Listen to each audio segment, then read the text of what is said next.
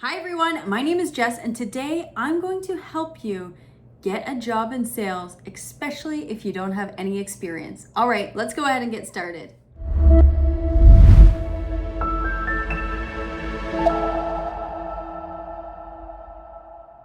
All right, everyone, welcome back to my channel. If you're new here, go ahead and hit that subscribe button below. It would help me out a lot, and you'll be reminded that every single Monday I do post new content. Okay, so you are here because you are considering a job change, and you or someone has probably told you to go into sales, and you're wondering, how do I even get a job in sales when I have zero experience? So this video is for you. I'm going to break it down into 5 points of why I think you do have a shot to get into sales in 2024. Now, I'm going to start with number 1, which would be what I did, because I didn't have any sales experience before I got into sales, but that was a very long time ago, would be highlight any transferable skills. So some of the skills that you could transfer is really anything. If you're in school, have you ever had to talk to a professor about your grades not being as high as you wanted, or selling the idea or the point that you wanted to make? That is an excellent example of transferable skills. Most of the time when I talk to people where they're like, I don't think I could ever go into sales, it's not for me, I don't know where to start, I always say, you've been probably selling since you were age 3. I mean, I have a 2.5-year-old and he seems to be close to selling me on certain ideas that he has or games he wants to play. So whether you believe it or not, you have been selling your whole life. You just haven't sold, specific products or specific services that you are trying to, work towards. But you do have those transferable skills, and sales is not that much different. It is practicing the story, it is practicing what you truly believe in, and making sure that that resonates with the customer. So focus on it right now, maybe live. You take out a pencil and a pen. What are some skills that you have been working on for maybe more than 2 decades? What are some stories that you can say in your resume or in your interview or even when networking that you can talk about how you have always been selling? You really need to believe in yourself and make sure that, that is true, I can do it. Because the majority of the time, sales, once you have your pitch and you have your story and what you're going to sell, is confidence in the room. You need to make sure that you are confident and you get the customer to trust you on what you're selling. So confidence would be that transferable skill. So hopefully you wrote that down. Number 2 would be building a strong resume. Whether you're a student fresh out of school, what type of projects have you been working on? What type of student jobs have you had? And what type of extracurriculars have you been doing?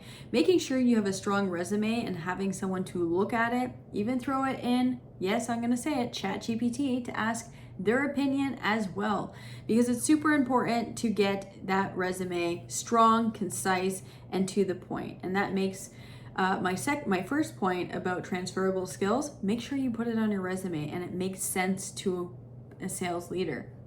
I don't think it's a bad idea to write someone on LinkedIn that you might look up to. Please, not me. Someone in your circle, someone that you might know.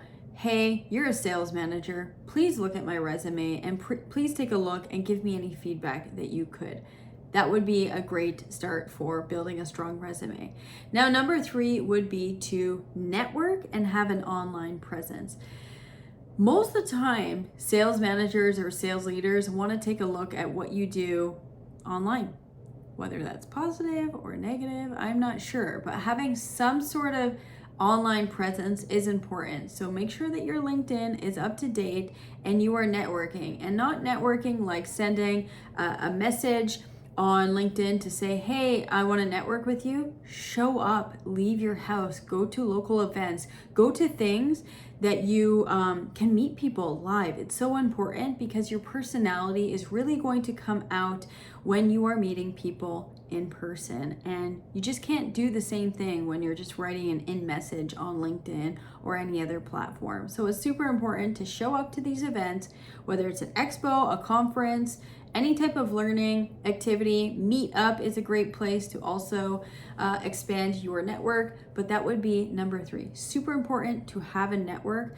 If I recall, a couple of years ago, I made a video on how I got to Dell. It was from, believe it or not, a fishing trade show. I was at a trade show selling fishing lures on a college fishing team, and I met someone that worked at Dell, and he mentioned they're always hiring people in the sales academy, sales entry level program at Dell. You should apply. And at first I was like, I don't know. Then I actually called him back 3 months later and said, yes, I will apply.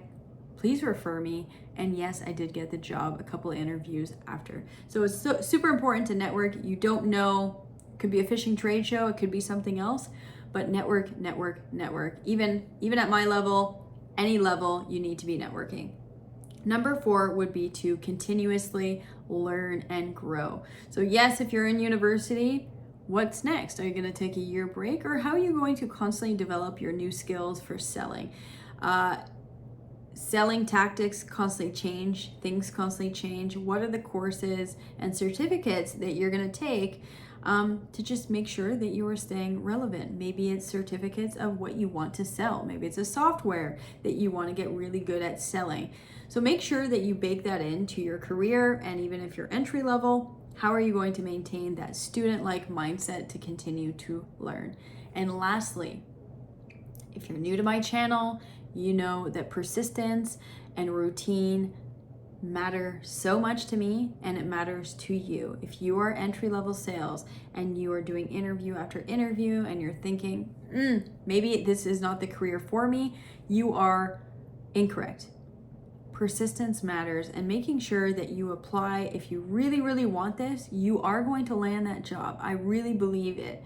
And I've had so many examples, so many people that I work with, and so many entry-level salespeople say like, oh, I applied 6 times and I finally got it.